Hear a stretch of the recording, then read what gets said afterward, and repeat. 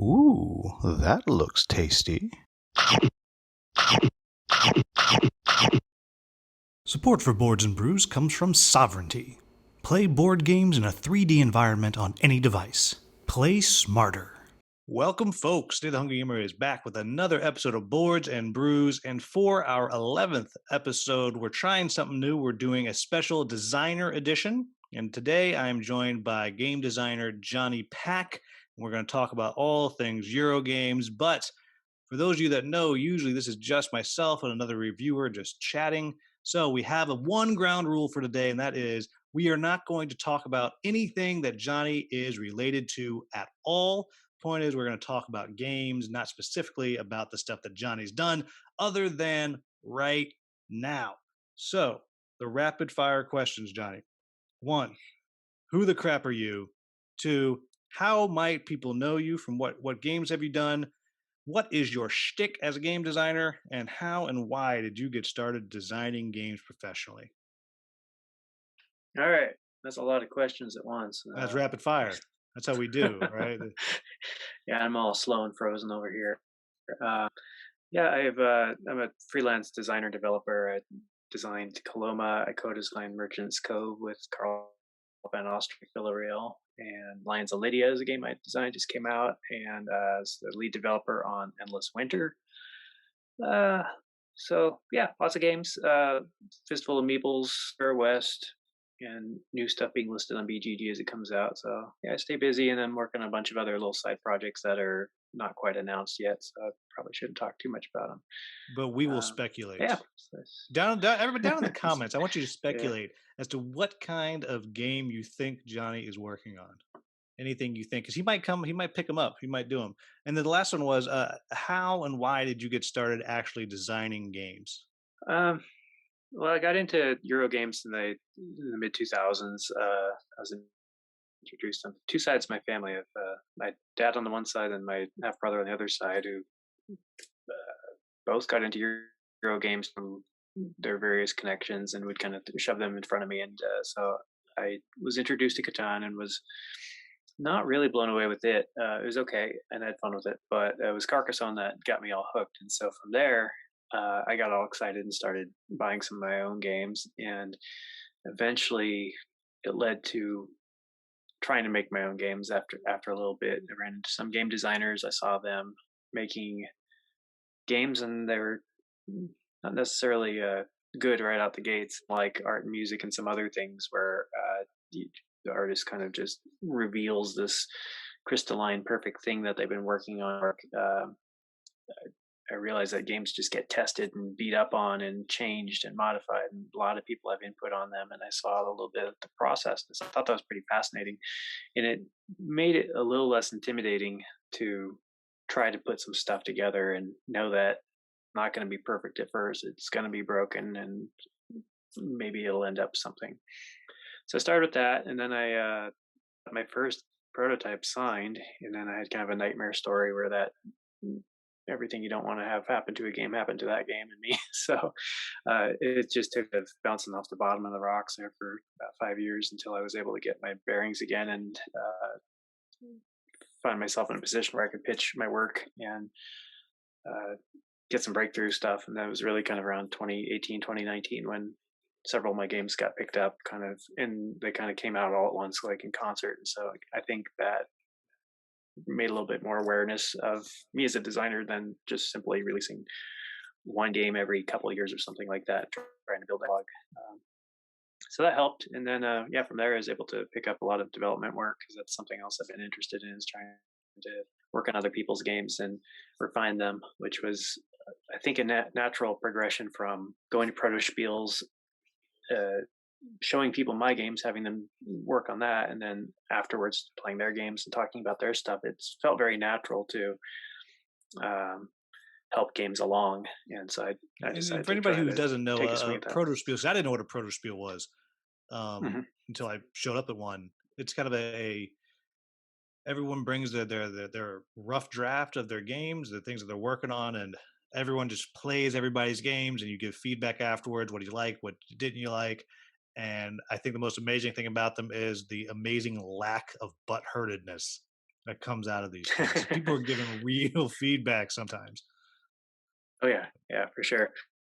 Yeah, it's definitely like that, and it's not mean feedback or mean spirited. I think that's part of it. Is the whole thing is constructive generally, and or seen that way. Even if people try to learn that a bad play test is still, you'd rather have one bad play test now than have thousands of people buy your game in the market and hate it because you didn't have that bad play test and didn't fix things before. So I see it as bullets dodged is what happens when you have a bad play test and you have the opportunity to go change that stuff and make it better. And I see you just picked up your brew, sir. So before we jump into the next part, what is your brewed beverage of choice right now? I brewed up some uh, Tetley tea and made iced tea out of it and put some splash of peach juice in there. So kind of a Ooh, summertime drink. classy. Hmm. And I myself have a Villager IPA from Fort Point. But let's jump into actual game podcasts. And so the first one we're starting out with, what have you been playing recently? And what do you got on your table right now? Which might be two different things. Might be two different things. Or multiple different things. Ooh, I've been playing prototypes and stuff like that mostly through TTS or with for work. But if we're not going to talk about stuff that I'm working on, I haven't played a lot of stuff recently because I haven't been around a lot of people lately. So it's a little bit of a dry spell. If I kind of roll myself back maybe a month or so, I could think of a few games that I've played. But yeah, nothing in a while, which is bad for me because I feel like I always like to stay fresh and play a lot of games to know what's going on. But it's been kind of a dry spell this month. So on my table, I've got some game design books and things like that that I'm working on, doing some research on that sort of stuff. In absence of playing games, I'm doing some research then Yeah, into what books. books you got? So, well, it's a pretty little simple one right here. It's on my table. Yeah, it's 100 things every designer needs to know about people, and it's runs over obviously short chapters about a lot of things about user experience and user psychology and stuff like that, and it touches on a lot of things. Um, a lot of it stuff I've already learned, which was good because it's like cool. This first seven I already know these things, but there might be something I don't know, and that's either if it's of interest, it references a lot of other rabbit holes you can go down. So I found it pretty useful. And there's some stuff I think in user interface stuff and product design and psychology that uh, like those weird things that last a long time, like oh, you only use 10% of your brain or whatever, and that's been disproven for a long time. But you hear that stupid stuff being regurgitated. This book, it's the second edition. It just came out last year, so it seems like there's quite a few spots in there where it will kind of set for the record. It is this way or the other way or the jury's out, like some arguments about whether or not serif or sans serif fonts are easier to read, and I think we all know it's Comic not just a Sans is the answer. yeah, papyrus is just awesome for but yeah, so like little things like that, and I think that's important for not just graphic designers and typographers to think about things like that, but even if you make a prototype and you use a really funky font or you just chicken scratch in your own handwriting or use papyrus or Comic Sans, it is going to change a little bit of the playtest. Even if you tell people, don't judge my handwriting or please, this isn't final. If they're struggling to understand stuff when they play it, you're experiencing a struggle while they're playing your game. And that experience might not have been there if the struggle was supposed to be in the game, not to understand the card itself and that sort of thing. So I think even in an early stage, we can look at just using things that are very clear to help the games along. Yeah, and you Uh, talk about it talks about stuff like about psychology. Now, I'm going to ask the question that most people are listening or watching are thinking like, what does psychology got to do with my game? Like, how is that? How are you putting psychology in the game? wow. Yeah, I feel like those things are inseparable. I mean, humans are making games for humans. It's like music. It's like, people make music for music for people. So I feel like in a sense, the games are, not some science or puzzle that we're trying to solve in the universal absolute sense, but things that are amusing to people with senses and brains and things like this that will go in and use these things. So the whole thing really comes down to psychology, I think. And we can look at the psychology on so many different levels, from just ease of use, like product design sort of stuff, or fun, soft incentive, like the toy factorness of games where it's fun to play with things.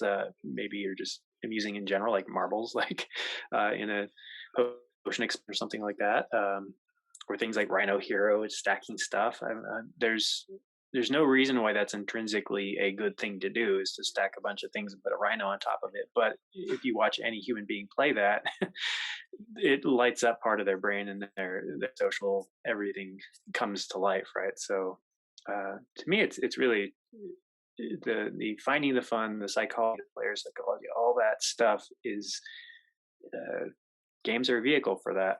It's a medium for that sort of thing. And so I'm trying to understand player psychology. Like feel bad moments is something that starts being said a lot at proto spiels now. It's like, I think there's a feel bad moment there where I went to the market in this game and there's no cards left for me. And that was a feel bad moment because I wasted my action. That would be a true statement. And maybe some of the biggest feel bad moments is, in fact, skipping a turn, losing a turn. A game says, if you go in a spot, bop, bop, you lose a turn. And that's one of the biggest no-nos in modern game design, is turn skipping is just almost unacceptable, because even if you're doing badly or things are going quick games, they let you at least have your time on in the game. And so you have that, and then that would be like player elimination, where you take no more turns. And fewer games, I think, are in serious game or allowing for player elimination, where maybe some party games and things like that, where it's or games, player elimination obviously is still fine because the game is terminated as soon as one person loses. Yeah, so things like that. So looking at feel bad moments, also trying to look at what makes games really fun. App designers and stuff are always looking at what makes people like compulsive. What are they going to spend money on, and kind of as maybe some perverse incentives there. So I think with board games, we want to make somebody feel very satisfied with the purchase of what's in that box, and not basically just be like, hey, here's a free trial of this game and we're going to try to sell you stuff to make it.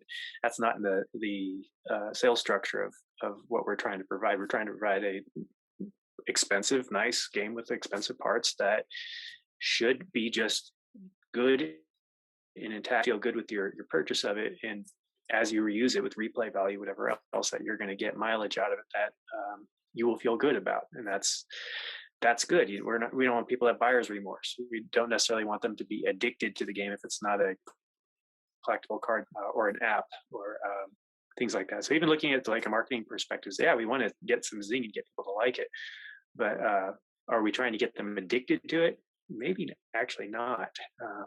I think we're trying to make people satisfied. Well, but if you could come up with the true microtransaction board game, I bet you every publisher in the world would be like, let me have that. You get a little button on your app that comes with your board game. You just push the button, and the next day you get a new little module. Your little Jonny Pac module shows up. Yeah, I don't want to get in that racket. Oh my gosh, yeah, that'd be something. I have talked to publishers. I've thought about where you have something that's kind of running in the background on an app, that if you don't play a game for a period, something will have expired or gotten better in the time where it's sitting on your shelf for some duration, to try to incentivize you to play it or not play it at certain intervals in some like metagame kind of way. But again, that's just an area I really, really don't want to get into. I like the idea of the 5 games for Doomsday, that you go out to the cabins in the woods, and if in fact it's just you and a handful of people, you bring these few games out there, and they are everything you need in that box to play that game. You could make a nice module for Agricola where you leave it on the shelf and it actually grows, right? What, the chia thing? I'm not sure. Oh yeah, there you go. The chia Agricola. It's brilliant. You'll make $12. But you were talking about Rhino superhero, and I'm glad you brought a Rhino. But what is it, Rhino? Yeah, I Uh, think it's Rhino Hero and then Superhero is like the bigger box version of it, yeah, whatever yeah. that is. And I'm glad you brought that up because that is about the furthest away you can get from what we're talking about today, being Euro games. There's nothing Euro about Rhino Hero Super Battle at Really?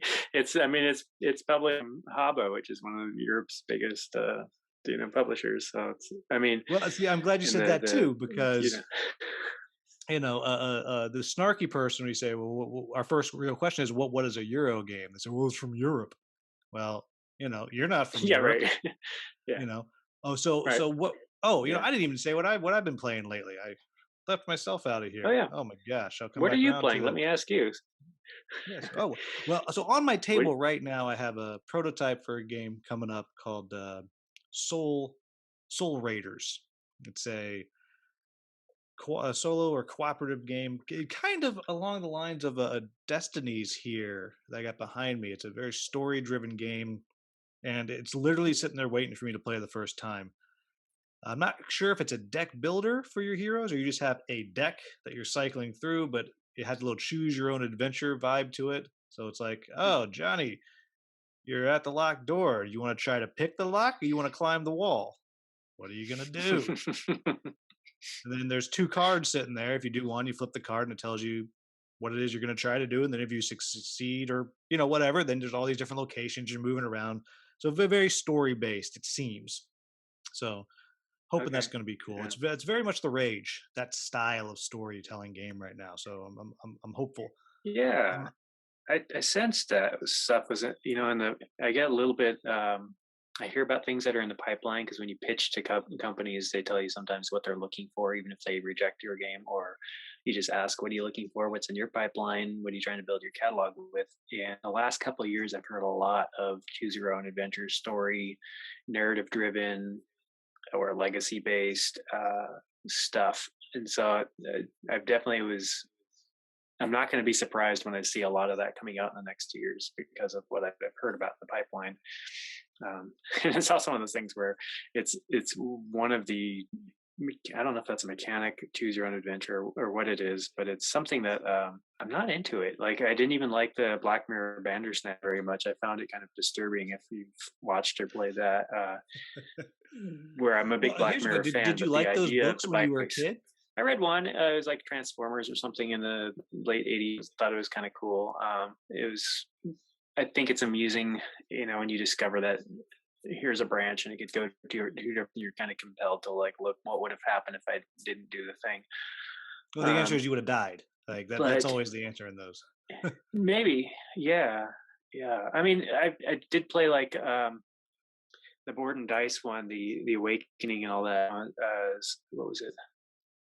Escape Tales or whatever it's called. So it's basically like a 5 hour escape room kind of thing, and it's got a lot of this. What you do is going to determine where you end up in that game, and has I don't know 5, 6, 7 endings, and they're as far as I know, majority of them aren't good endings, and I wouldn't play it and over again just to see the different endings. And I think there is that kind of like, yeah, I spent my 5 hours, I got the ending that tied into what we did, and then you kind of want to look and see like where else could this have ended up, and be like, oh wow, that could have gotten really dark, or wow, there's only one good ending. Wonder how you get there, right? That's that sort of thing. Yeah, well, so I mean, for me, I'm big into narrative in games like that'll hook. And then the one I've been playing a lot of stuff once lately, like a whole bunch Hmm. of stuff just once. So, but Sure. the one that's kind of Yeah. been stuck in my brain the most is this game from IDW called Galaxy Hunters. It's a Euro game that the reason I backed it. I mean, my buddies said, "Ah, this is totally for you. It's got like Euro and worker placement and like you're improving your workers." And I was like, okay. And it's about being a giant stompy mech flying around the universe and killing giant mutants that are ravaging the galaxy. Like, all right, I can get behind that. And it's a Good Euro idea. game. Okay. Like, I mean, what are you going to do if there's mutants ravaging the galaxy? Right? You're going to get in your giant stompy mech. Um, Yeah, if it's got Crocs on, I'd be all about it. I want a Croc Oh, you see, mat. you need to get in touch with them and get the Jonny Pac promo mech. And so I played it once or twice. I played it once, just played it two handed to kind of figure it out, see how it works. Then a buddy of both of ours, Bernie Lynn from Dead Alive Games, he came down. We played it, and the consensus was, but every time I played, I was like, "There's too many resources in this dumb game because there's Mm, 10 different resources that you're tracking." it's a lot of Oh, resources. yeah, there we go. Yeah, so there's 10 different resources, which just feels like too much, too many resources. You got this huge board, and you got all these little chits you're moving around, and really I just want to go stomp on some monsters, and but you're moving around to Mhm, get the resources, to get the right resources so you can buy the stuff to upgrade your giant stompy mech so you can go kill the things. And then you got to make sure you have enough ammo and energy and armor and whatever, all that stuff. But so we played it through once, and our thoughts were, well, one, we kind of wanted to play it again, which I think is always a good sign, right? Because we started playing and we're like, I don't know about this game. This might have been a bad buy. But at the end, we're like, that mm, was kind of fun. Kind of want to play again. And so my two complaints are, one, all the resources, and the other one was mhm. the combat's totally determinative. Like, you don't go to the Oh, planet to fight the monster if you don't have the stuff. And that's okay. just not. Yeah, it's like contract fulfillment called fighting monsters. Yeah, it was more of a contract fulfillment, and that is not satisfying when we're talking about killing giant mutants ravaging the planet. So, but they Mm, have an expansion that we didn't play with that mm, I got, which turns that combat a little more random, adds dice into it. So instead of, you're going to do mhm. 5 damage, it's you're going to roll 5 dice, and those dice are probably going to do 1 damage. There's a small chance they do 0. There's a small chance they do 2. Yeah, And sure. I was talking to somebody, about the math of it, and apparently, the more dice you have, the your average number you're going to get on your dice is going to go. You got 6 dice, you're going to average like 6.3 or something, whatever. But you have that possibility now to where, gosh, I really need to get some points right now. I'm going to go try to fight this monster. I got 2 dice. I'm going to roll them. Maybe I'll get lucky. But it added a little bit of that kind of excitement and made it feel more like a narrative, a story, because I might just show up and I might have, been out drinking too long the night before. My pilot's doing a bad job. Um, and there's more stuff with the expanse that we didn't try. We just tried that. And so we finished, and it was more exciting. And again, we were like, it's too many resources. But I will say that now that I played 3 times, they don't bother me as much. Like, maybe it's because I Mm, now okay. know better on the board where to find these different resources. 10 And seems like a I don't know lot. what it is. It's still, don't get me wrong, it is still too many. But the more times I play, the less fiddly it feels to have 10 different resources or 11 or not. I don't know, whatever. It's too many. I'll make you play someday. Yeah, You'll be like, that's yeah. too many resources. Yeah, resource is But a interesting thing in a design choice to think how many is enough to create the effect, and how, it's almost like use as few as possible. It would probably be the rule of thumb if it's going to get the job done. If it seems too yeah, trivial with three resource types, then it maybe needs a fourth in order to mix it up. If the yeah, difference it between felt having like, 9 and 10 is inconsequential, go with 9. yeah, it felt like it was we want to make all these different planets you go to totally unique, which I get, but I don't know Mm, that it added enough to have that. If I need I don't know, diamond dust, whatever the heck it was. If I need diamond, I have to go to this one planet. Well, that's the only place I can get it. And if I need unobtainium over here, I have to go to this planet. Like, so maybe there's another planet that I can get, let's chop them in half. Give me 5 and just make the combinations that you get from each place different or something. I don't know. Whatever. Yeah, mhm, I'm not a yeah, designer, but that's just what I was thinking. But again, yeah. the point is, though, I want to play it again. So Mhm. there's something there. So I'm really been kind of stewing on it, thinking about it. Want to try out the rest of this expansion, and because the rest of the expansion, it has ways to mitigate your dice rolling. So if you really don't want to have to be totally reliant on dice and you like that determinative thing, well, you can still find a way to do it, balancing that. I guess playing to the pure Eurogamer. Which brings us to the question: what the crap is a Euro game? Because I have struggled with this real hard. Well, it's And Rhino I Dice, when, I think, is a yeah, Euro game, and I what think that's what's how they that? improved Rhino Hero Super Battles. They had dice to it, so that way you can battle with the rhinos too. Um, Well, I'll tell you well, yeah, what because we talked about Euro games before on the podcast when Don from Secret mhm, Cabal was on. We talked about it, sure. and the answer that us two titans of intellect came to was we kind of determined that to us the big difference between a Euro game and the Amera style games. I don't like to use the word Amera Hmm. trash. It sounds so negative. I don't like it. Oh, The Amera style games is in a Euro game. It seems to me there can be randomness. It can exist, hmm. but it seems to me to us that you know the results of the randomness before you're making your choices of what you're doing. Hmm. And the Ameristyle game is you're going to make your choice of what I'm going to do, and you're probably going to rely on randomness to find out if you succeeded. And that's kind of what we boiled down the core to. But as a true connoisseur of Eurogame, what do you think it is? Well, what you're talking about there is jargon is input randomness is output randomness, and so that's luckily those buzzwords have been popularized through uh, Ludolid uses those words a lot. Keith Bergen's work has popularized those, and they're even kind of falling into the people are talking more about it on the street sort of a deal, which I think is good because there's a lot of people would just say I hate randomness in games, but then you would come up with a counterexample of like, why do you like the game Marco Polo? It's a dice game where you roll a bunch of dice at the start of the round and you have to assign those dice. And they go, oh well, that's different. It's like it is, but what's the difference? And as you pointed out, it's input randomness, and then it's a matter of tactically assigning those or strategically assigning those dice to their best uses once you know that information. And then to roll for a result.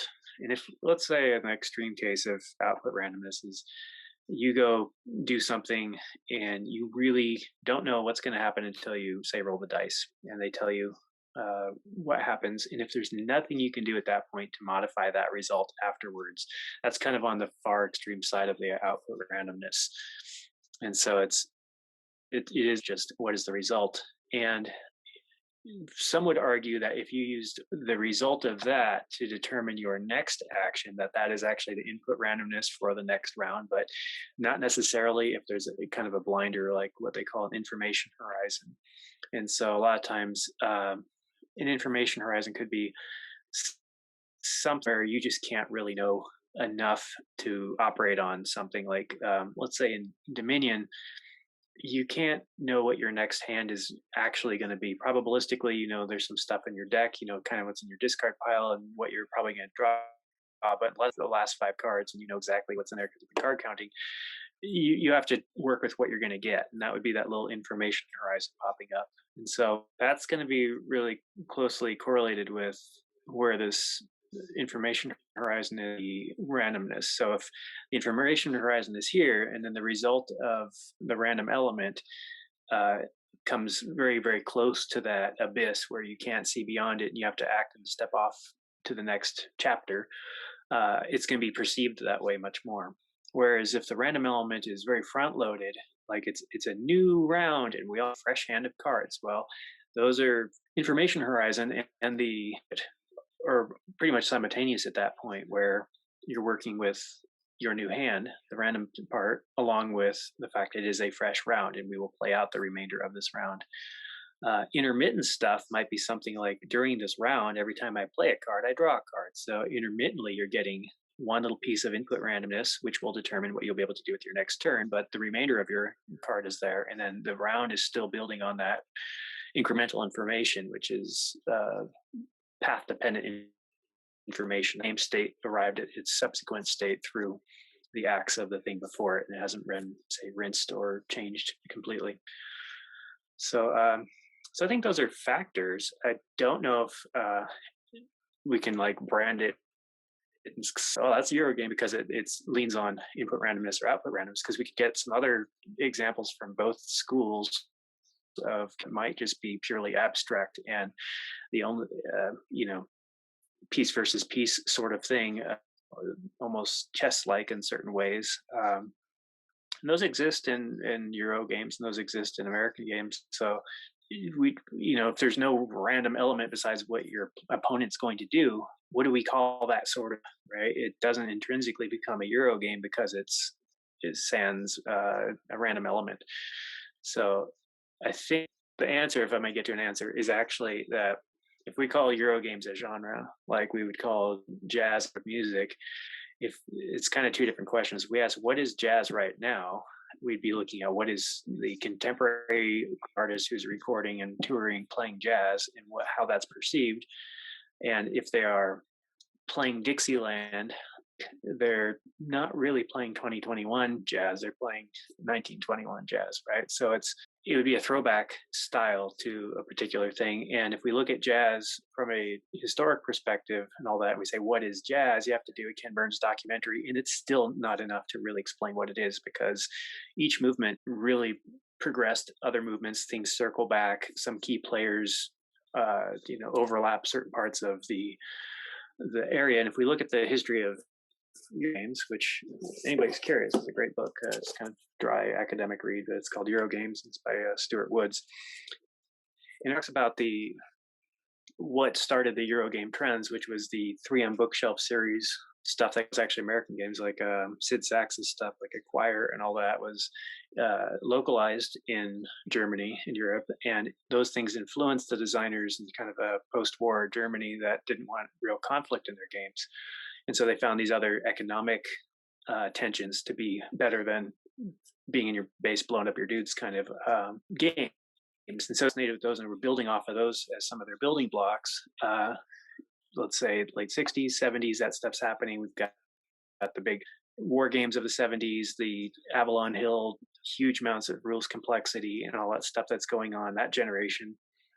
And then you get in the 80s where you've got the 18XX, which is like those big train games. And those have very, very little random elements in them themselves. But those were kind of, as far as I understand, they were started in the UK actually, and then spread out. And they always have like route building and how you deal with those, and they tend to have a certain arc to them. That had an influence on stuff. And if we kind of looked at everything, it was like going to into what we think of as the Euro invasion of Spiel des Jahres, Lars Catan, Rainer Knizia, Wolfgang Kramer, these types of characters.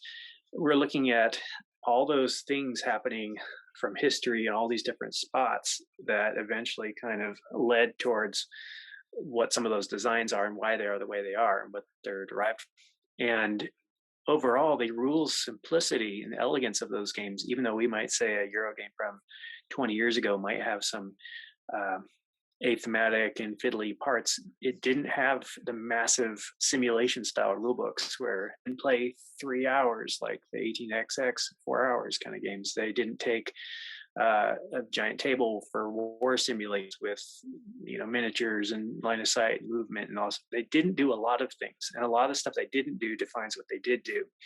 And so a lot of what they're taking is they're taking a setting and they're abstracting it down to its core elements, economic elements, and trying to create an experience in a after dinner before bedtime sort of setting that is more family friendly. You don't need a game day or a specialized room or something to play these. And they basically have a lot of those influences, and some of the pastoral stuff stuck through. You do see a lot of train games, all that still, which was from the 18X influences, and you get things like Catan and Agricola and all these things where it's kind of pastoral and farming things. You get stuff where it's building cities and it's constructive, and that those sorts of things kind of resonate with a lot of that stuff, right? You just get less of, I don't know, that sort of thing. There wasn't a lot of sci-fi stuff really happening, because there was in Civ games, which obviously were to a degree too, you'd get your 4X style stuff, you get your proper SimCity sort of Civ games, all those things. And again, those are too big in scope, a little bit too video gamey, and as they branched into that stuff to really formulate what we might think of like Catan or something like that, where it's in many ways pretty abstracted. The setting is here's a place, there's resources. Nobody lives on this island except for this one robber who I don't know who he robs when before people showed up. Yeah, see, that's the game that we need. We need the robber's story. Like that. That's the game we need. Just for everybody watching or listening, like we just went deep. Future Hunger Gamer here. Johnny was having some internet issues at the beginning of our discussion, so I apologize for the odd cut for those of you watching the video right here. So from what I was kind of hearing, it's interesting. One, we just went like way deep into like the history of games, which I do hope Don from Secret Cabal is listening, because now we know just what intellectual lightweights we are when we were talking about it. But almost what I'm hearing is you're almost saying that you can't really define a Euro game without looking at it alongside the other genres that exist in Mhm. some ways. Is that accurate?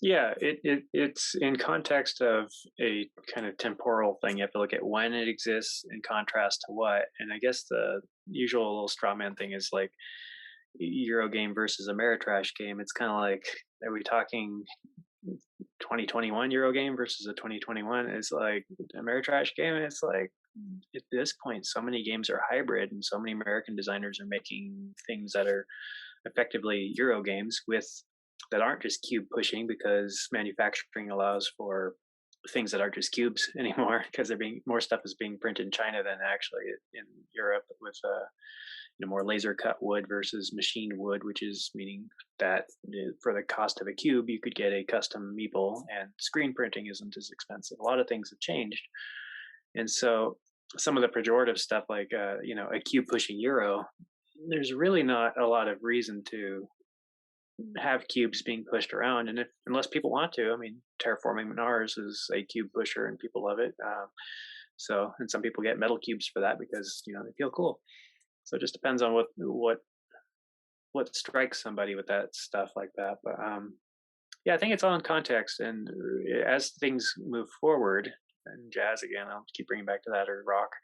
You get into these fusion things where it's like once jazz started adopting electric instruments, you look at Miles Davis, Bitches Brew, and Herbie Cocker, Headhunters, and all this stuff that started coming afterwards. Electric guitars being introduced into jazz after amplifiers were and pickups were made. How that technology changed some of the stuff, and some purists are always going to go, oh, having a Rhodes piano in there, you need to have an acoustic piano and an upright bass for it to be jazz, otherwise it's not. And it's like, just because you have a horn in your band doesn't mean it's jazz. You could say that like ska or something isn't jazz because there's just horns in it. So it becomes slippery, and they try to grab onto something like, oh well, jazz always has a swing beat. It's like, well, what about bossa nova? And they're like, oh.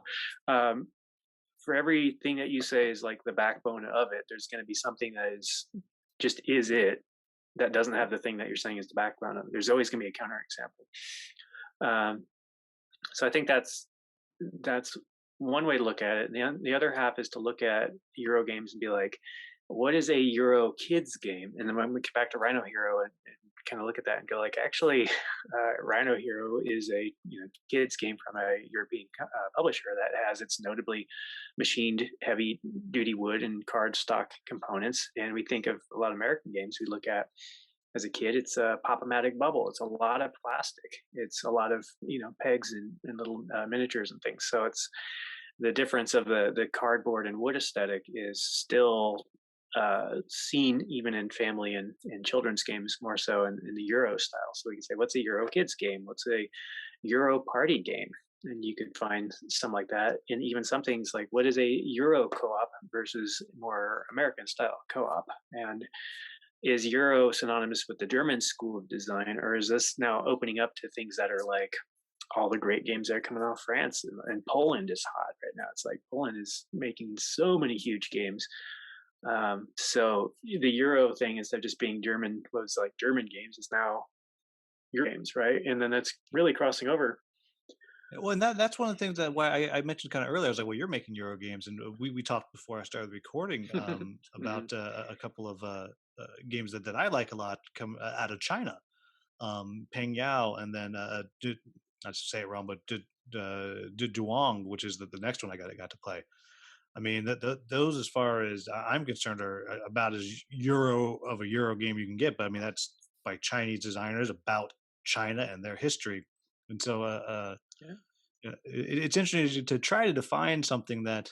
But this is why I can ask the question again, 8 episodes later, because we don't have an answer.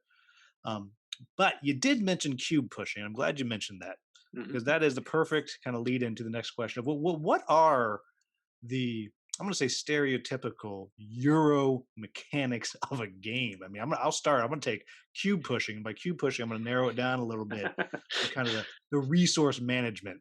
Right. I'm going to do a thing. It's going to get me this resource. I'm going to do another thing, which is going to turn this resource or multiple of this resource into another resource. I'm going to use that one resource, which is going to get me a point. Ha! Hmm. Um, I mean, that to me, that's like the purest. If you say Euro game like that's what pops into the head. The cube pushing. But, but what else do we have? What else is in there? What else is in the bag of Euro designer tricks? Well, I feel like I'm always going to answer the questions in a weird way. So, if we circle back to the historic context of a lot of stuff, and one of the big differences between like mass market games and popular European games is mechanical invention or mechanisms, if we want to call them that, in games was something that not only the hobbyists but even the general public in the European market was more aware of and interested in. So they wanted to see games every year at the like Nuremberg Toy Festival Essen that have an innovative mechanic, and that could still be something simple like stacking Rhino on a bunch of folded cards, or it could be something that's some new drafting mechanism, whatever that may be. But the fact that we're kind of looking at it from a mechanical lens instead of how do we simulate a means to this combat felt realistic, or this theme was engrossing, or this narrative was compelling.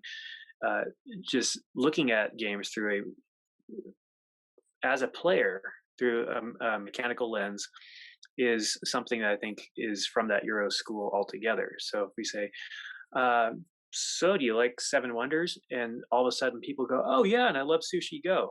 And it's like, why did they say that? If somebody's talking about ancient civilizations, why are they suddenly talking about food? Right. And it's because the correlation is that they're both using a drafting card mechanism that goes around the table, and that the fact that the we're not just talking about these. Hey, let's talk about your favorite food games. You say, well, I really like Seven One. Wait a second. I mean, I like Sushi Go. The theme is obviously secondary to what people are actually assuming what sits on the shelves of. If you like Sushi Go, that doesn't necessarily mean you're going to like every game that's about sushi, but there's a high correlation with the fact you probably like Seven Wonders as a next step version of a drafting game like that. And you might look at some things that are maybe, I don't know, looking at what's the difference between Machi Koro and Valeria. And it's like, are either of those Euro games? Who knows? But the mechanical correlation is what people are focused on. And I think just the fact that the players and the buyers are going like, hey, ring ring, do you have any good deck builders for here in the store? Or what's a good worker placement? They're not saying I want a ancient Rome game that makes me feel like an emperor. They're coming in there and they're asking for things on a mechanical basis, and that that's just probably not what people really were looking at games outside of that lens. And we've adopted that, and it's cool because I mean that's so much of what drives game design is I thought of a cool way to combine this mechanic and that mechanic. We look at Dune Imperium going like, all right, we've got deck building and worker placement hybridized. We got Endless Winter. Uh, worked on Arnak, You can right? mention, well, and also Lost Ruins of Arnak as Right, well. exactly. And I mean, it's just like, because all three of those hit the market in some way. Endless Winter's Kickstarter, but that, I don't know, what, the same 3 week period. I mean, yeah, yeah. I mean, they're all announced in a relatively, yeah. I mean, it's kind of the thing. It came out as a group, and I think wholesale people are generally really responsive to all three of those titles for different reasons. I don't think one particularly fires a different one. They strike on different things, even though they've all taken those two mechanics and put them together in kind of a novel way. Yeah, well, and I And I think think well, that's one what people like. you also knocked off two of the other big mechanics that people look at you the worker placement, which I Hmm. think is another classic, Euro style, but in the deck building. Now, I don't know anything about Arnak. I haven't played it, Hmm. uh, but I have played Winter and I have played Dune Imperium, and it is in the I'm gonna keep coming back to mechanics. It's stuck in my head now, but it's in the kind of tertiary mechanics that they have that makes them different. Because yes, worker placement I would say is the number one mechanic for both of those, followed by deck building. Well, no, maybe in winter is more deck building than worker placement. Um, but then with Dune, you have a bit of area control mixed in there, and Hmm. I don't know what you call the monoliths that you're building up in the the other corner of the map. I don't know. I don't know what you call that, but there's that mechanic going on in winter, Hmm. which is different, and I can only assume that there's something else in Arnak going on. If from what I've heard is correct, there's a little bit of like using. You have to use your deck building to move yourself around the board or something like that. Yeah, Is my multi-use cards understanding. that are also vehicles. You can use a little plane to fly to areas that only the plane can get to or the jeep gets to. And then there's also kind of this big like tech tree track that you're trying to move your pieces up on the side to unlock things Oh, along the way. yeah, So, a tech tree. mhm, Um, yeah. yeah, so it's so now we've totally gone away from the question, but I think that's okay because Yeah. it's kind of a what we're kind of moving into what's making Euro games exciting now, Yeah. Yeah. and it's kind of these combinations of these existing mechanics and putting them together in something new. Because I can't think of the last game that I saw that was a pure any mechanic game. The last pure worker placement game that came out that was a hit, or just pure deck builder that was a hit. Like I'm sure there's something. I'm just not thinking of it. Um, There's pure examples. They might be doing something that's again like a tertiary mechanic might be different, whatever else. But yeah, I think sometimes there's kind of like bits of ideas kind of floating around, and they get synthesized into a way that's very digestible, or just shows it in clear view. And I think Dominion was a good example of that because you take um, Magic and collectible card games, and people are in the habit of the idea of building a deck out of things that you acquire in the world in the metagame, and you play those decks off of each other, and that kind of probabilistic thinking of how to slim a deck and work with all that, and the idea of just basically, hey, let's take the idea of going on eBay or going to the store and getting cards and buying them. Let's make buying the cards part of the game, and then you buy the cards right now. And so the rich kid that buys all the expensive Magic cards doesn't have a big advantage. We just start off with 5 ducats or whatever, and you buy the cards in the game through an economic system and build the deck right there. And it fits in one box, right? And so encapsulating that, I think, was great. It really drew a circle around something that was kind of like splattered all over the place and made it this unit, deck building. And then going, all right, there's deck builder games, but then you can take deck building in greater or lesser form and then plop that into other games to do similar things. It's not just a game; it's a mechanic now, and it's cool that it pops up and people are used to the conventions of it. So, for instance, the idea of what do you do when your deck runs out? Nobody asks that when they learn a new deck builder. They know that you take all your cards from your discard pile and you shuffle them and you draw back up to however many you're supposed to acquire. So, with maybe some exceptions, I'm not sure, but certain things yeah, there's people like just know, they know what to do. Aeon's End is famous for you not shuffling, but Yeah, yeah, that just that's why right, it was a big the deal flop. is because you don't shuffle. Hmm. Yeah, and Endless Winter's thing is it's not the only game that does this, but that when you buy a new card, the card goes directly into your hand, and you can play it on your very next turn. Valletta also did that, which is a Euro deck builder, which is really cool. And there's some other ones, and just trying to look at different little spins on where do these things go. So the usual the old idea of the headwind or the delay system where instead of just buying the most powerful card that just turns into an immediate feedback loop, you have to put it in your discard pile and you got to wait for that to come back and you got to not know when it's going to come back into your hand. And then they start short circuiting that, like, oh, when you buy this card, you can put it on top of your deck, right? So you can get to it a little bit faster.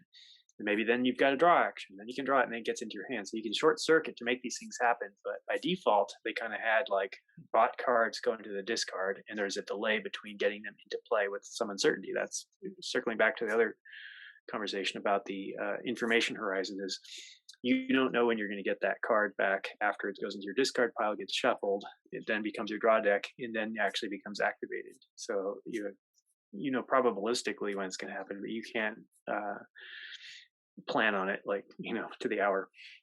So yes, I think it's interesting like that. That basically you get these things, but if we look at the roots of any like novel mechanic like deck building, it's like could Dominion have existed without Yu-Gi-Oh and Pokemon and Magic and all these other games where you acquire those things? And could Magic the Gathering have existed without collectible trading cards, just like baseball cards and Marvel superhero cards or whatever? Might not have had a game attached to them, right? But the idea of getting these things in packs, not knowing what you're getting, and then having more or lesser valuable things in a distribution like that, gamifying it in a good way that's portable. All these things make sense if you kind of like follow their roots where they come from. And I think even if we looked at innovative games like I say Arnak or something like that, it's very elegant game. I have played it, and it's like not a lot of nonsense. And for innovation's sake, it's yeah, they hybridized a few things there. Maybe one of the cool little spins on it is there's a market of cards and there's this little round divider, and it qualitatively chooses the type of cards in a how many of what type are into display for every round. So at first there's very few of this kind, and there's a whole bunch of this kind, and as the round progresses, everything to the say left of the stick is going to be of this different type of quality, which then into your deck immediately, where the other ones follow the usual deck building sort of metric. And so it's like there's kind of a cool shifting of the available card market in that game, where you look at something like River of Cards or Ascension or these other ones where the cards just keep kind of coming down the pike from the same source deck. This is changing the amount of those cards that goes across. That mechanic, I don't think it's talked about very much. Arguably, it might be one of the more innovative parts of that game, more so than just the idea of deck building and worker placement. For people watching, listening, if you haven't noticed, we've been having a bit of an issue with some of our connection. So I'm gonna move us along just a little bit to kind of get to the because you're all here to know what we have to say about Cryo. We know this, but we're making you wait for it. But so I do want to kind of jump into because we've spent a lot of time kind of talking about some things that makes a quote unquote good Euro, and it's kind of that for people watching or listening, I put good in air quotes, this kind of combination of things and making it into something somewhat new. But so my quick question for you, just a quick one. These so we've talked about how we often look at Euro games by mechanic. Hmm. Oh, this is a great new deck builder, this is a great new whatever.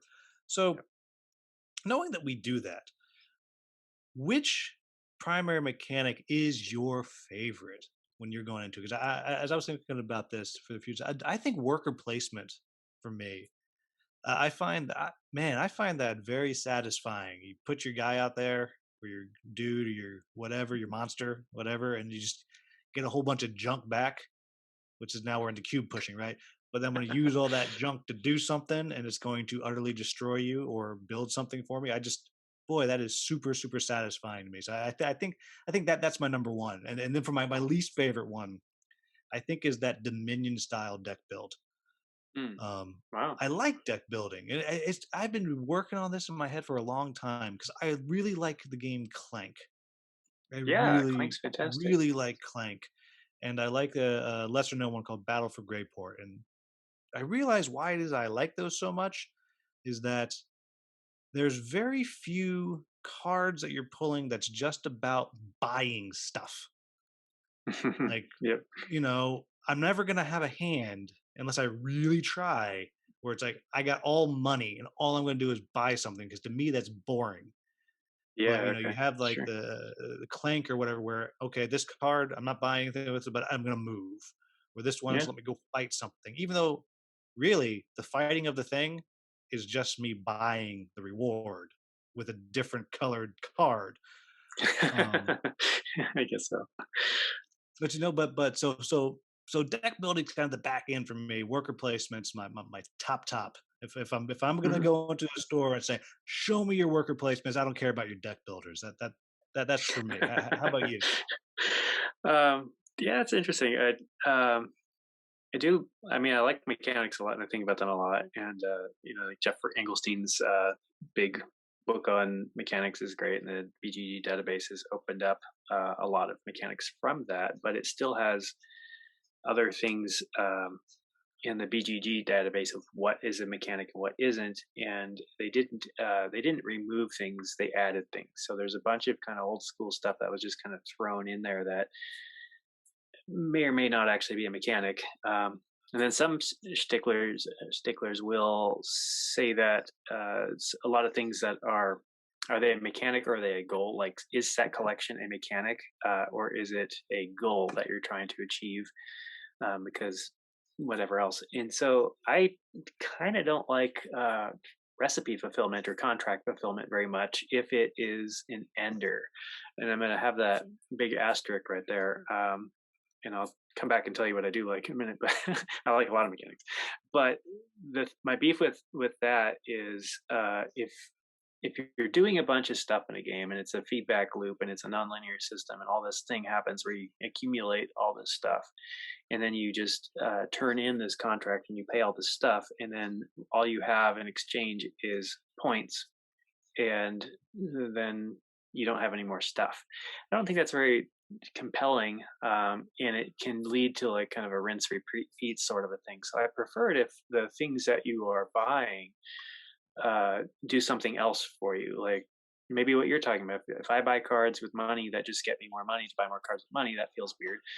But if I just buy victory points, also a Dominion thing, that doesn't really feel that fun, in the sense that if you started doing that early, it's not an interesting thing to draw the victory point cards. So they don't do anything. What's fun about that in Dominion is the fact that you're knowingly cluttering up your deck and junking it up, and it's going to slow you down, and other players are going to feel like they might be able to nip at your heels, and you kind of watch for who's going to pivot and go green, as they say in that game. um, so I don't really like recipe fulfillment, contract fulfillment if it's just an ender. And if they want to like try to be sneaky about it, be like, here you get 6 points and there's a little icon in the corner, and then if you get a set of 4 different icons, you get another 6 points at the end. They're just making you diversify or specialize in which contracts you are fulfilling, which will then further funnel you down one direction or another, or force you to not drill down and diversify.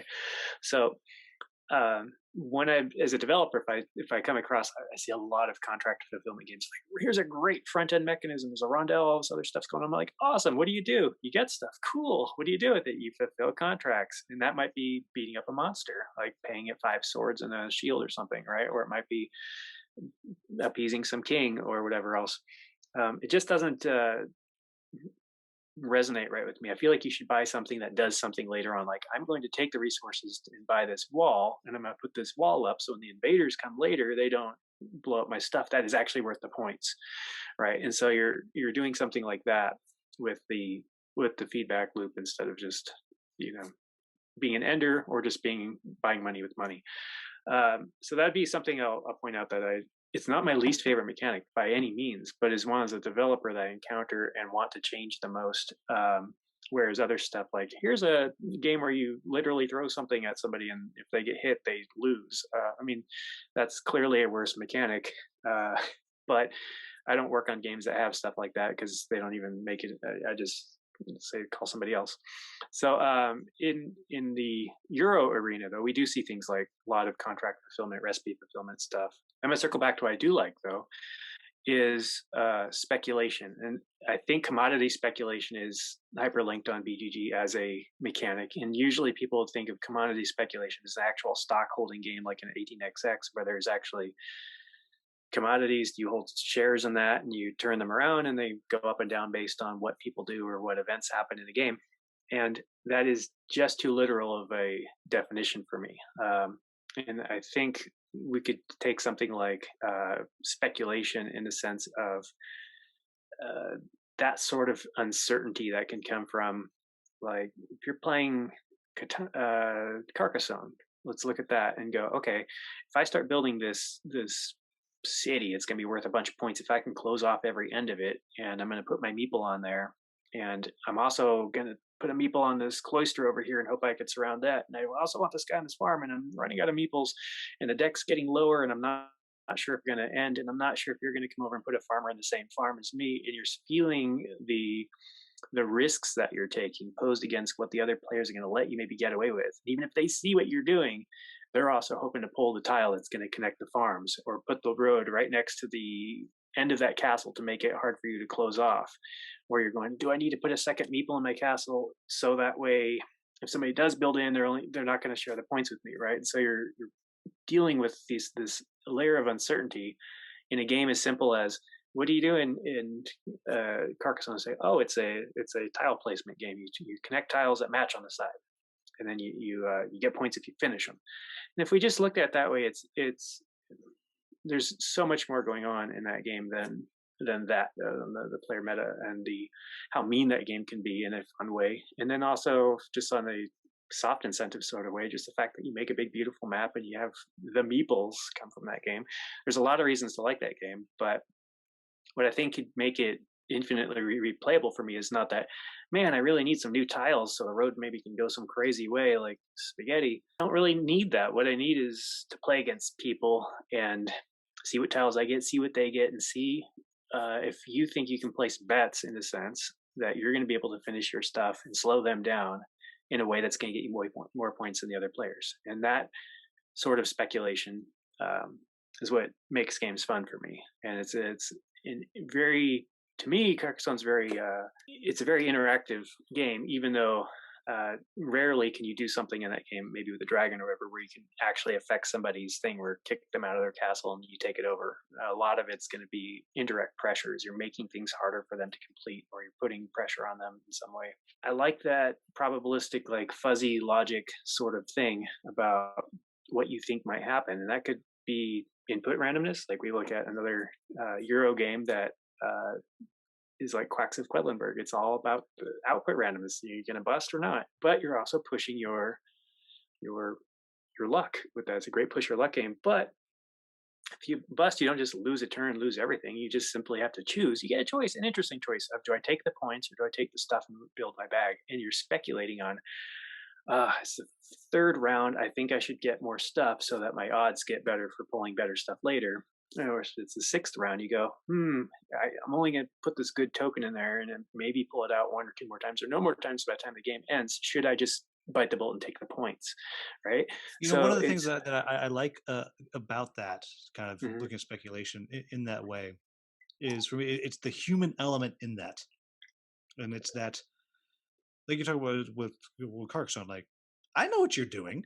I can look at the board. I know it, and you know what I'm doing. There's a wonderful play called The Lion in Winter where the younger son, he says, I know, I know, you know, I know. She knows that we know, and he knows that she knows. This whole thing.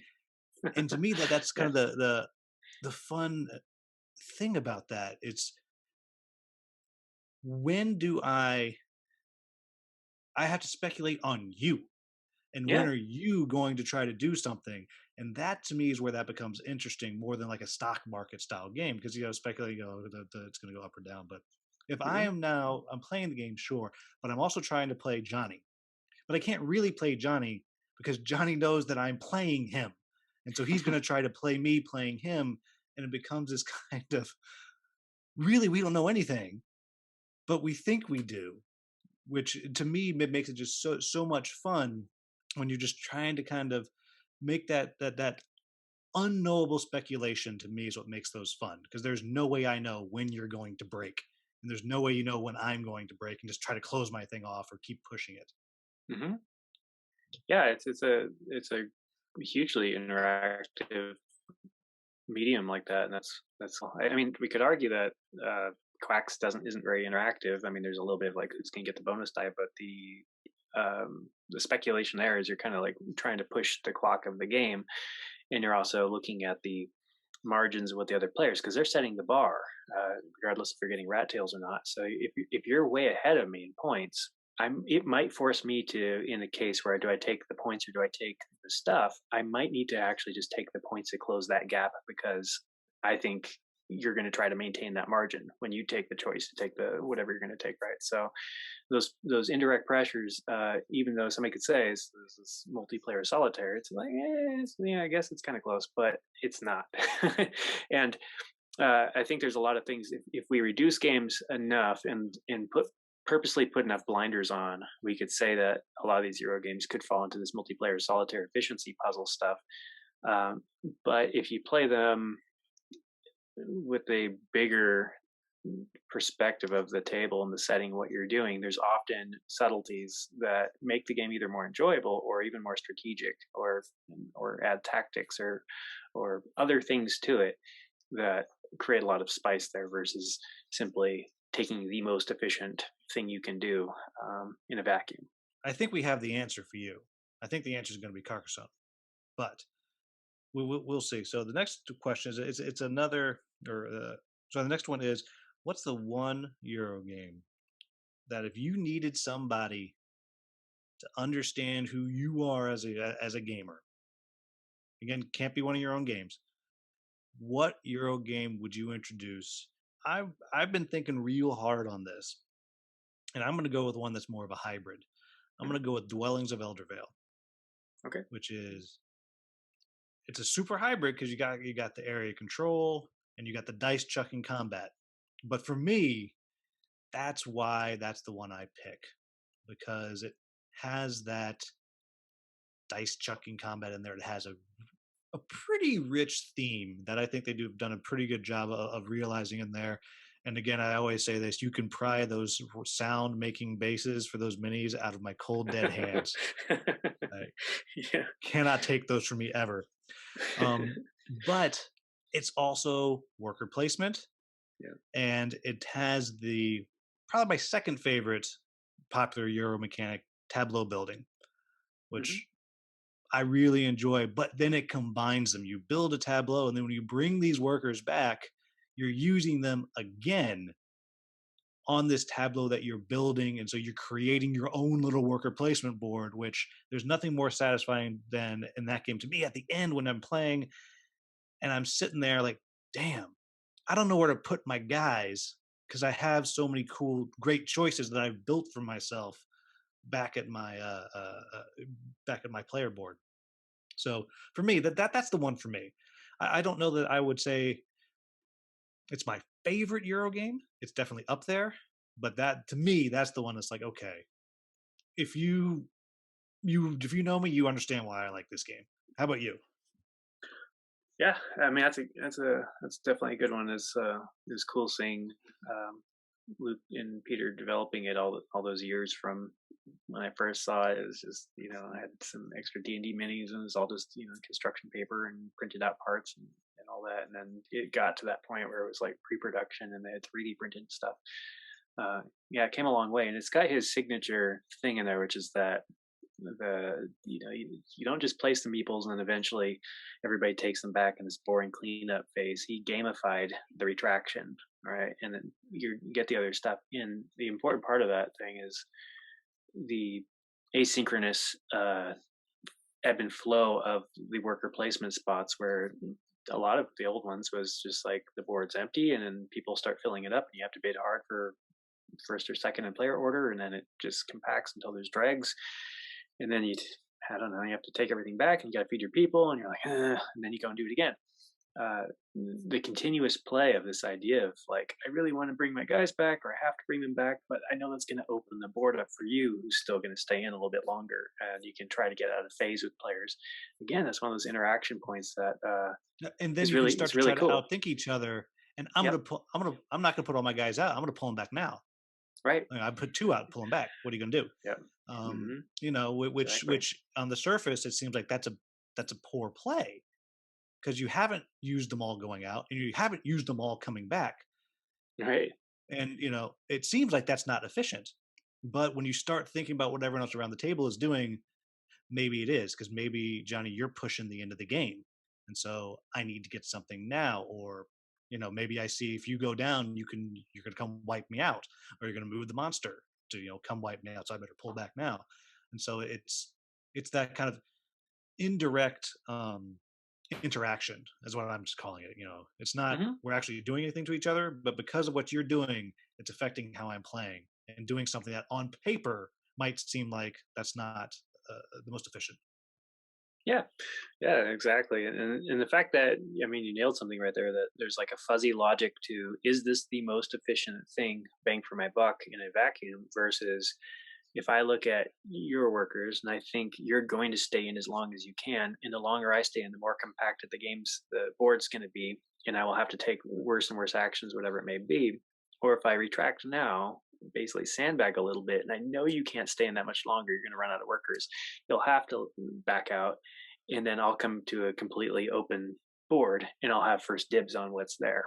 And right, so if you're looking at the not just like a move counter move, but a phase counter phase sort of um, play like that, it's really compelling, and the fuzzy logic is there and the human elements there, and those in there's nothing saying you can't talk about it. Yep, I'm going to pull back, or I'm going to stay in. Yeah, good luck. I know I'm going to stay in. I'm going to use every last worker, right? You can try to make credible your threats by showing and doing those things too. So yeah, anything like that I think is a good vehicle to press that stuff and not to really downplay it. To me, those are some of the most important things besides the other stuff.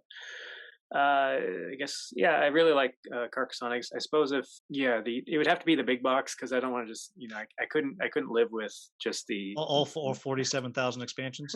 No, I mean, I have most of them. I mean, I have all standalones and all that. It's really like, there's, I don't know, 6 editions of the big box, and the first edition they did that, they put in some stuff there that is kind of mostly favorite. I mean, I'm not in love with the dragon, but it's a cute meeple.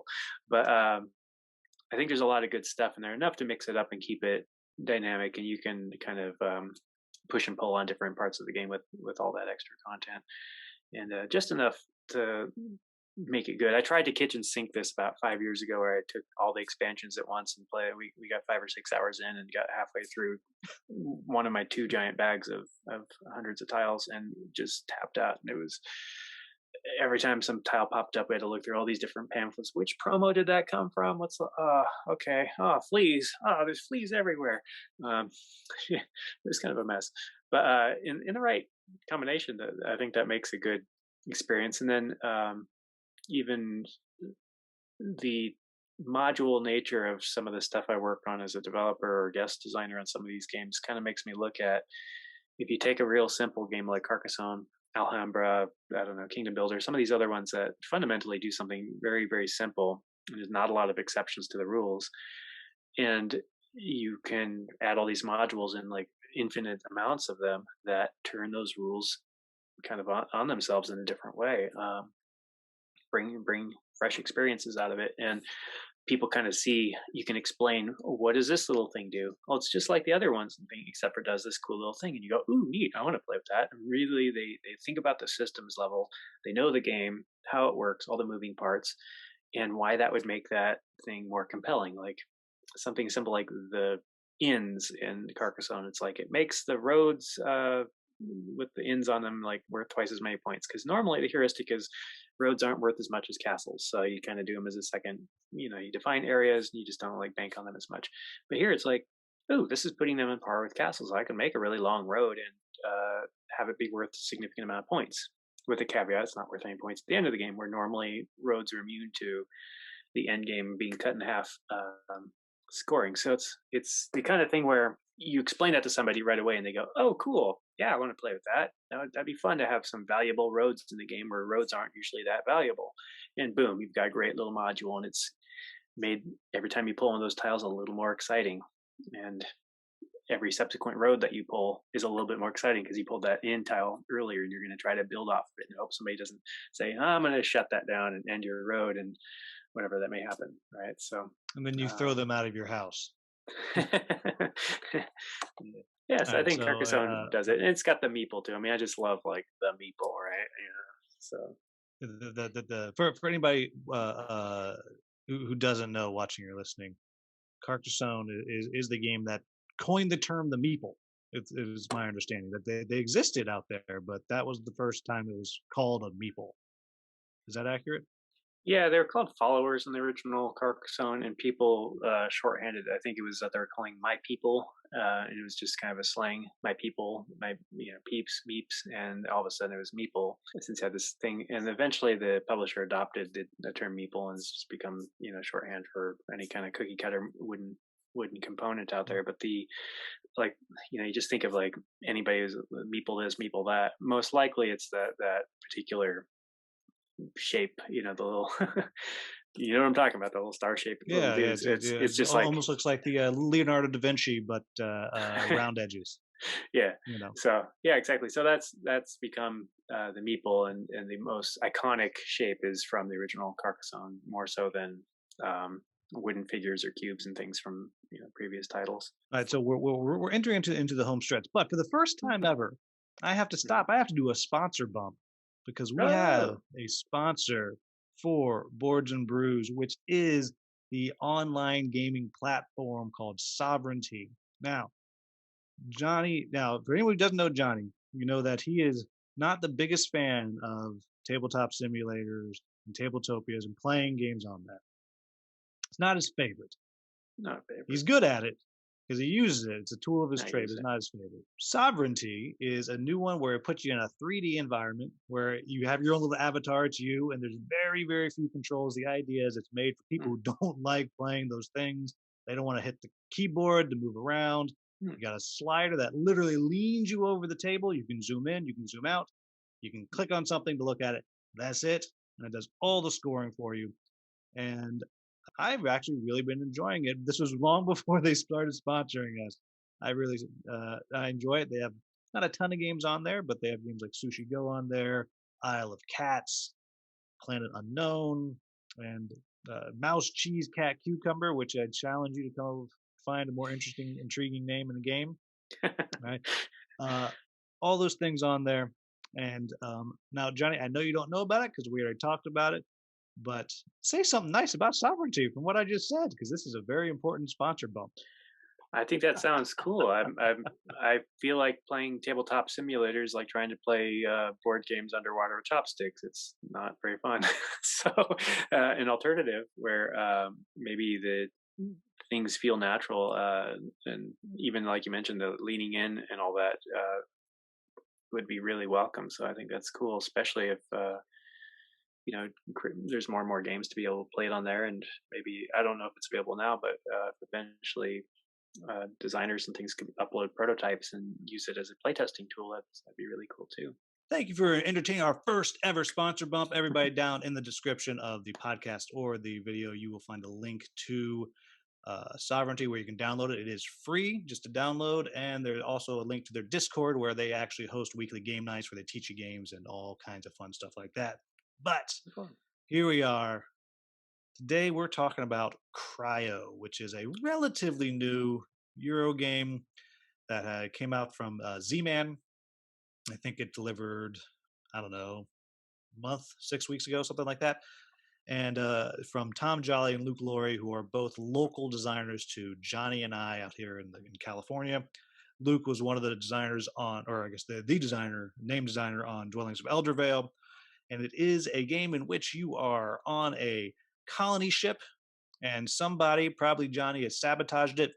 It has crashed on the planet. The ship is broken up into 4 different parts, and you're sending, and it's a frozen planet. And when the sun goes down, anything on the planet is going to die, and you are using your drones and a worker placement, somewhat tableau building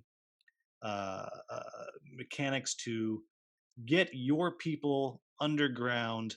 And then whoever has the most points at the end of the game, points are going to be scored by multi-use cards that you're putting out there, which create missions, which all kinds of different varieties of in-game scoring you're going to get, or by an area control mechanic down in the caverns underground, where whoever has the most of their people down there is going to get the points for that particular cavern. And then, of course, lots of good resource management and turning this resource into another resource.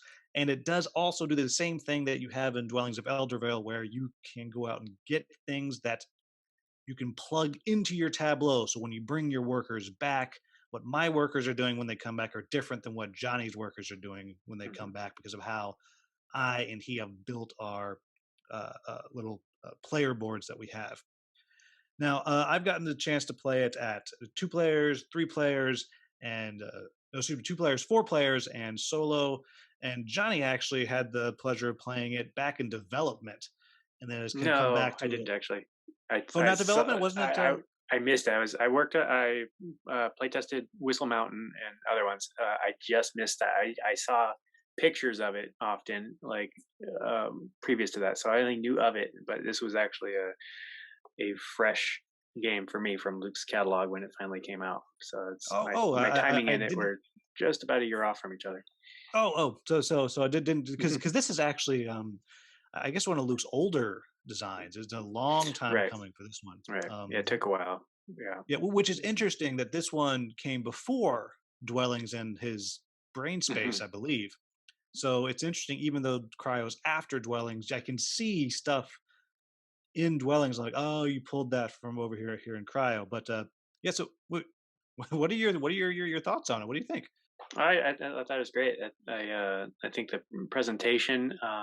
I've even I not a super big like, comic book geek or anything like that, but I do enjoy some of the old like 1970s heavy metal magazine sort of stuff and all that. And the Mobius style artwork that was used in there. As soon as I saw pictures of it coming out like that, compared to what I saw was just prototype pictures from before, it's like whoa, they're going for a Mobius look. Whoever was on the team decided that great idea because it's really compelling. It's a very fresh look. It's not just like the big old black hex with planets and Star Destroyer looking things flying around. It just has a different feel, and the box cover is like this prelude to what you play. Just like the ship is like burning up, heading down towards this planet, Yeah, and then how you open anybody up the board. survives that, I do not understand.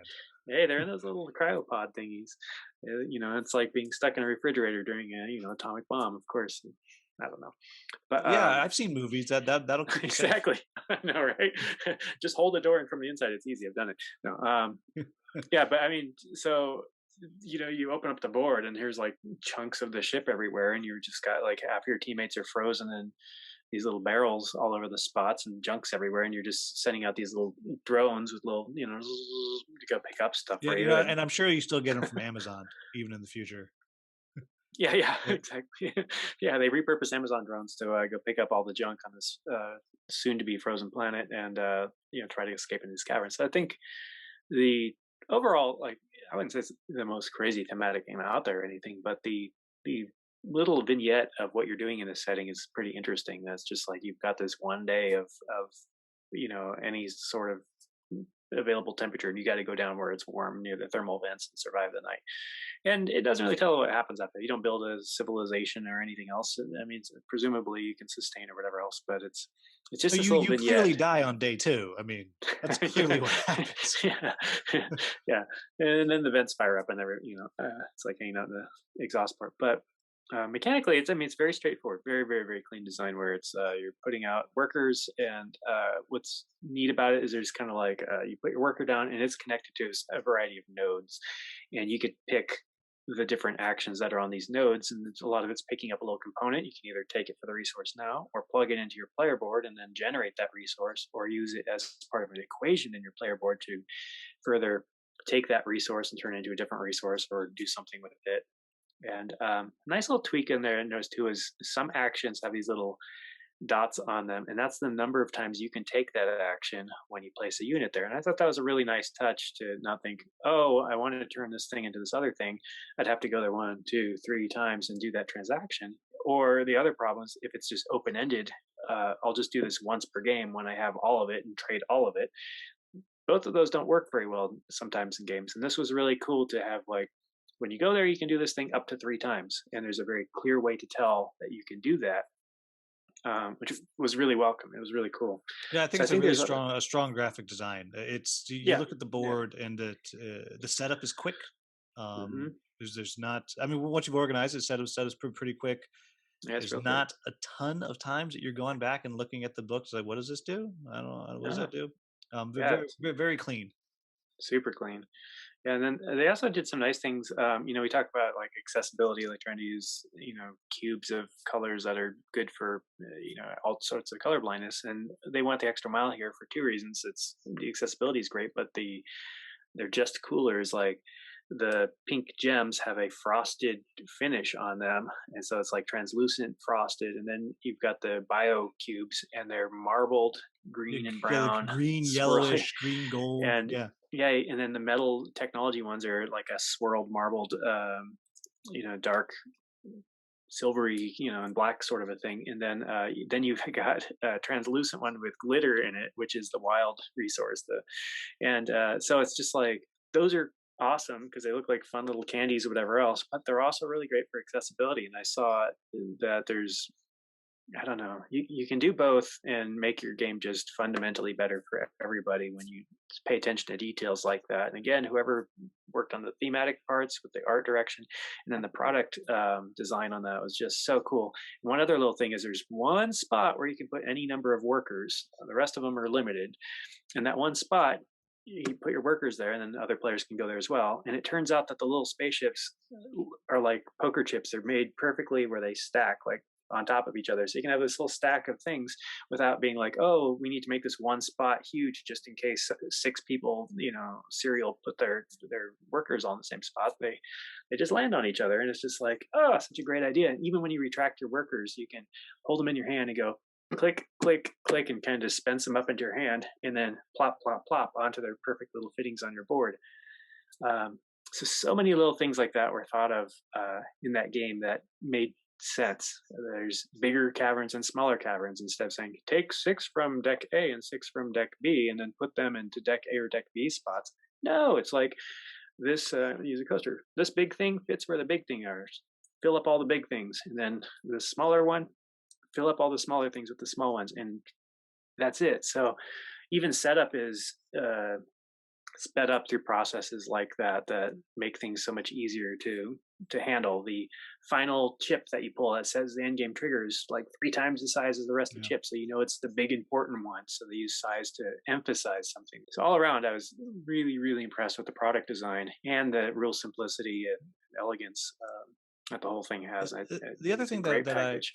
really really did dig about it, and the more I think about it, the more I like is the so in the game you have cards that you're drawing, and on the cards are some kind of a robot machine, Hmm. whatever. But each one of those has three different uses, Yeah. and you can either make it a ship, which is going to take your cryopods down under the planet. You can put it as a power up, which is permanently going to boost your abilities. The most popular one when we last played was the one that lets you move. If the cryopod storage blows up, you can move your one cryopod over one space. And that's something Hmm. else I would need to bring up in a second is about the blowing stuff up. Or you can take it and turn it into in-game scoring conditions. Yep. And it's not hard to get more cards, but you have to make a choice and go do it. You have Hmm. to go Yep. buy more cards. You're going to start Yep. with three, and maybe you could win the game with only having three cards. I don't know, but you have to take time to go buy those cards. And they've gone one step further when you're getting the cards because you can get up to three cards if you want. Hmm. But before you do that, you have to say, I'm gonna draw one and play two. You Right. have to decide before you do anything. And it adds it seems pedantic and silly of me to say, but it adds a tension. It's an incredible tension as I'm like, okay, I need something, but I also need stuff out. I don't want to come back here again. And you having to kind of make that choice is very, very, very clever. And there's enough different types of machines you can get to where it's interesting. You don't know what people are going to have, but it's not overwhelming. I think there's maybe 10 different types I think of there's robot. I think there's 8, and then they each do 3 distinct things. Like, they Yeah, can or hold a maybe different yeah, amount of yeah. You're right. It's passengers, eight. It's eight because there's four and sections of the ship.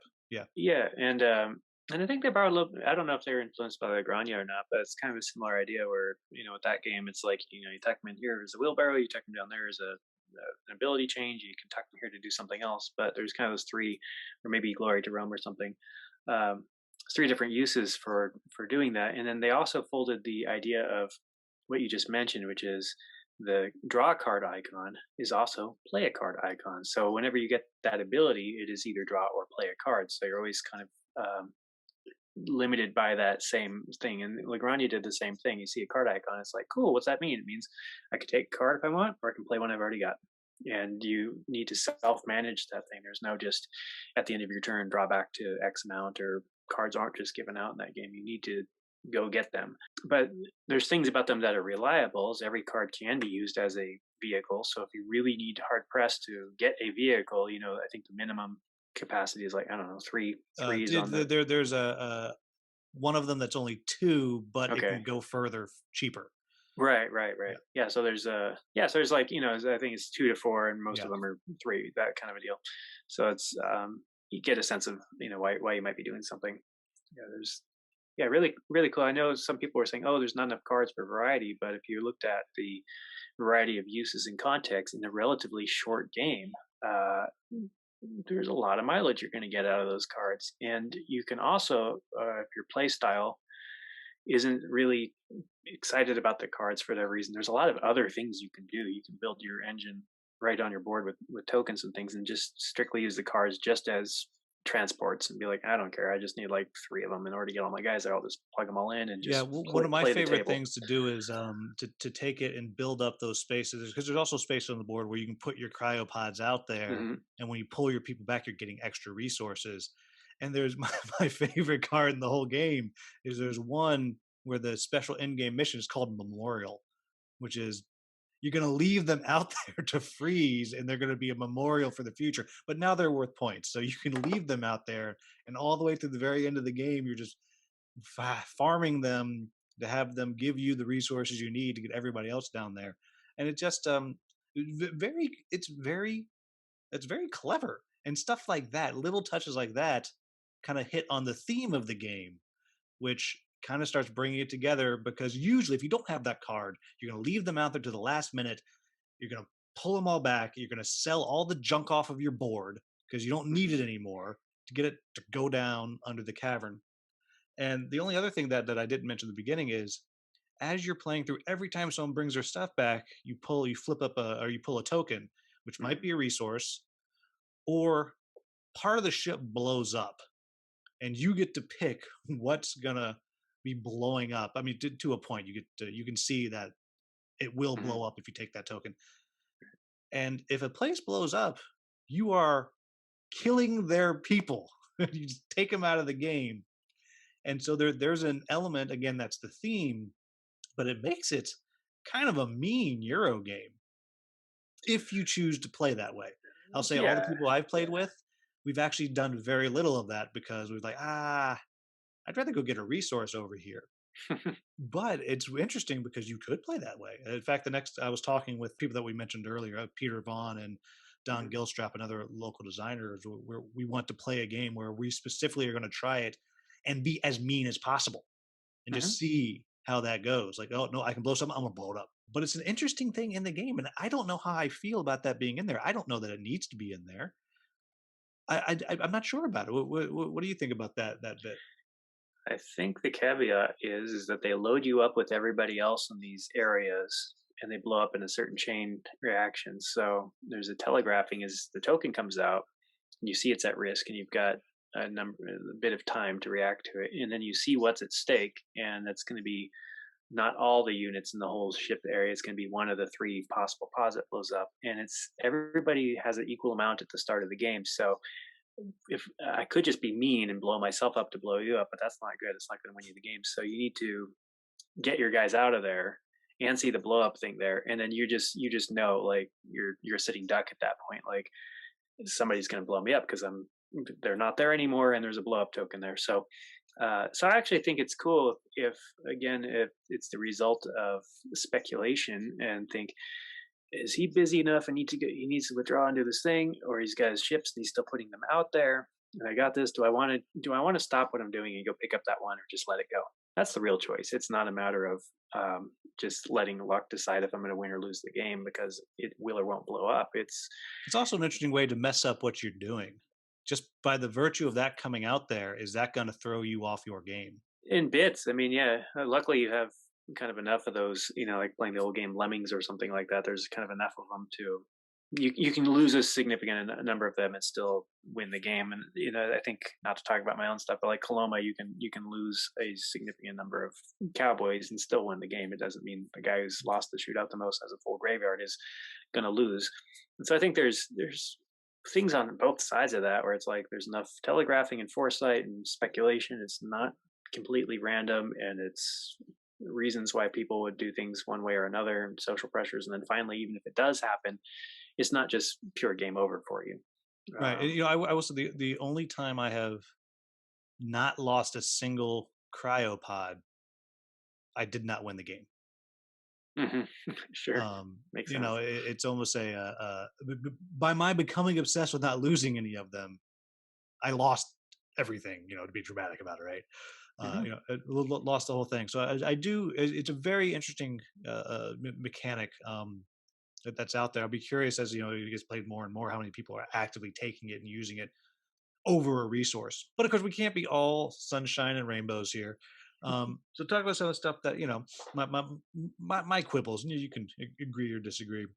And the first one is there's one part of the setup that drives me bananas, and that is because what one of the things you also do is you cover up some of the nodes, worker placement nodes. The Right, right. conceit is that they're damaged based on the number of players, Hmm. and they have Greek letters on the board, and you draw little tiles, and you flip them over, and they have Greek letters on them or not. That's how you know where to place them. Yeah. And for the life of me, I swear it takes me 20 minutes to find those dumb things and orient them the right way to know where Yeah. they are. And I don't even do it. I just throw out however many Mm. supposed to be randomly, and I move on. I know that's a me thing. Oh my gosh, it drives me up the wall. I'm like, why is this so hard? Just give me numbers. Yeah, I wonder if they chose that because if had they used numbers, people in game would see the revealed ones that weren't covered up and wonder if the numbers had any qualitative effect on it. Like if this spot number three is this only in a three-player game? Does it happen three Um, times? Right? Does it cost three somethings to go there? And just the Greek alphabet that they used, it's kind of at that point where it's like I people mean, it don't looks think about it cool. much. It looks very Yeah, it looks. spacey. Yeah, it does actually. And then You can. the other thing that I'll toss out about it is now this is one of the other things that Johnny and I in general disagree in as far as our personal taste. I love solo and Euro games. I Okay. love it. I love it. I really enjoy it. I truly it makes me very happy when I'm playing a Euro game, especially if it's a bot that I'm playing against, not just to beat your Mhm. score.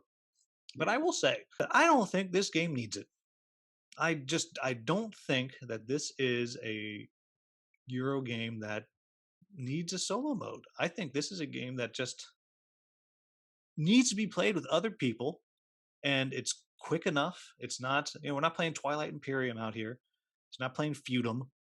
Mhm. You're going to be through the game in 90 minutes, maybe 2 hours if you're, full player count and carefully considering your options, as my wife likes to say. She does not have analysis paralysis. She carefully considers. Yeah, I don't think it needs it. I don't. I think it loses by having a solo bot. You lose that speculation on the person, Yeah. and I think it's so important in this particular game. Kind of seeing what people are doing and trying to figure out which cavern are they going to take. And I can look at your board and say, okay, you can't go there. I know you can't go there, but you could go to the other space and then reveal a cavern and just put one person there, and we're close to the end game. That could give it to you. Yeah. And those variable, and then of course even just the blowing stuff up and what are they going to pick. And I think those variables make it to where even with a good bot, and I do think the solo works pretty well, having played a ton of different solos. Mhm. I just think it loses something there. So those are my only two little bugaboos I got. Mhm.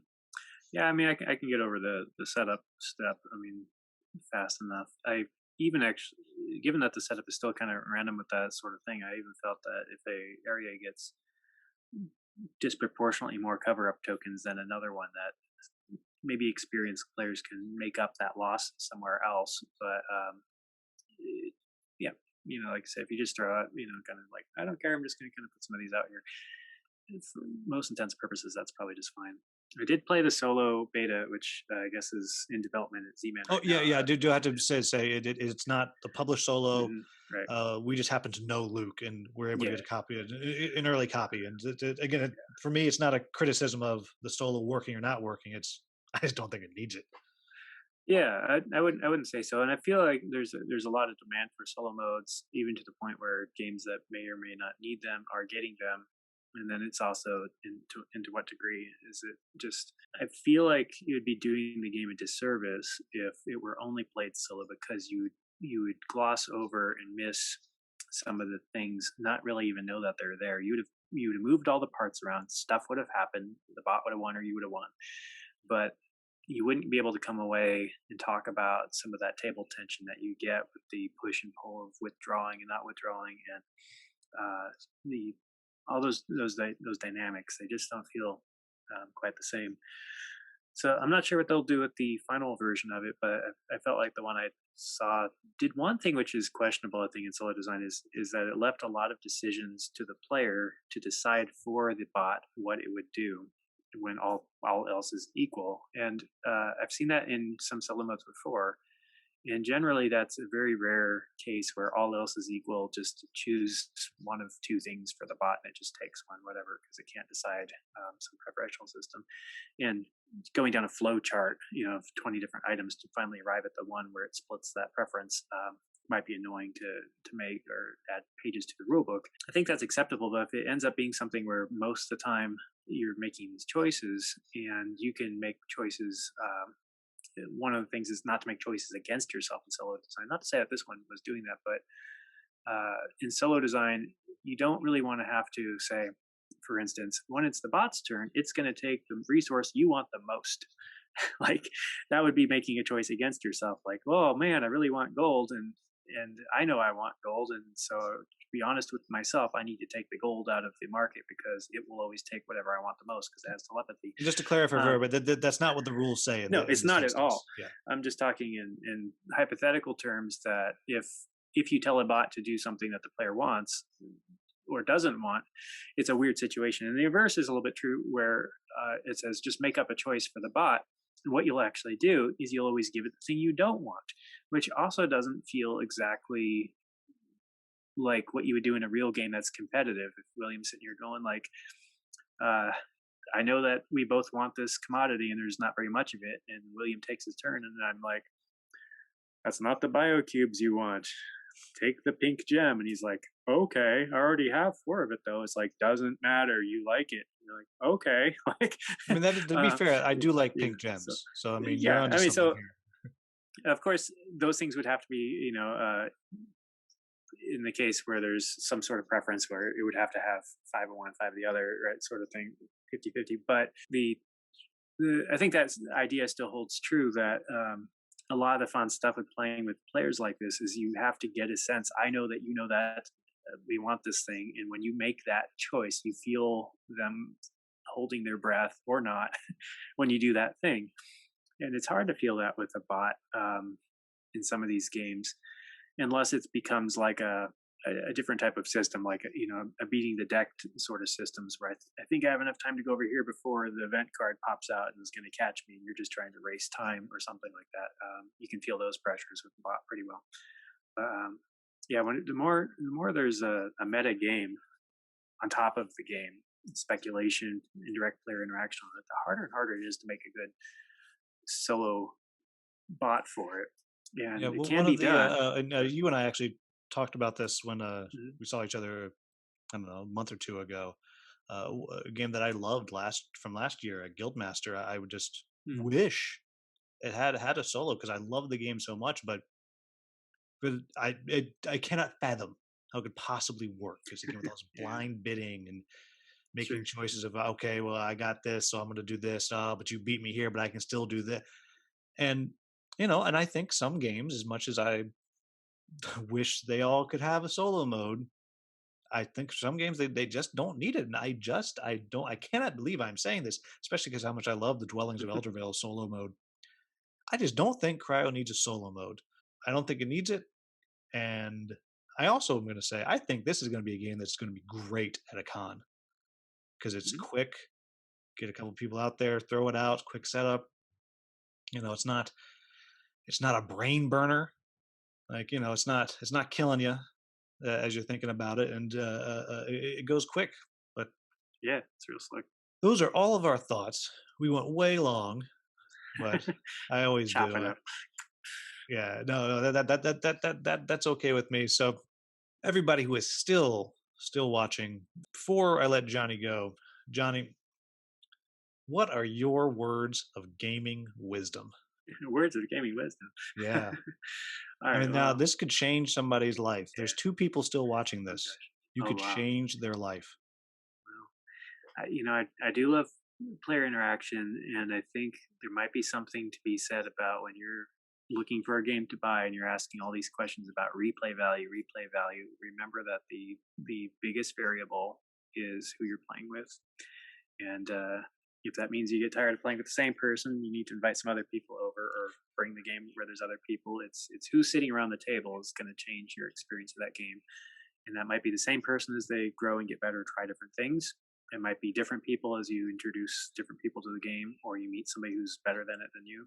But the the thing is, board games are it's a medium for the people to come together and play with each other, and just look at a game as what kind of experience can I have with as many different people or the same person a lot to create that, and not just say that because you can switch the board backwards, it's going to be a better game or a different game. It's not necessarily so. Those variables are cosmetic in a lot of ways, and they might be so balanced that it makes just nominal differences. But if you play with a player who wants to blow up every spot in cryo, say like that, every chance they get is very different than the person who has a preference for loss aversion and just wants to take resources and go do their own little thing. That's going to create a different experience for you. And find people to play with and share the games with. And I don't know how many people who know all these games. Teach or learn. Um, so play games with people. that's that's that's my advice. Johnny, thank you so much for joining me. Everybody else, thank you for listening or watching. As always, if you enjoyed this, please like, subscribe, and share. Go check out Sovereignty. Thank you so much for watching. Have a wonderful, wonderful day.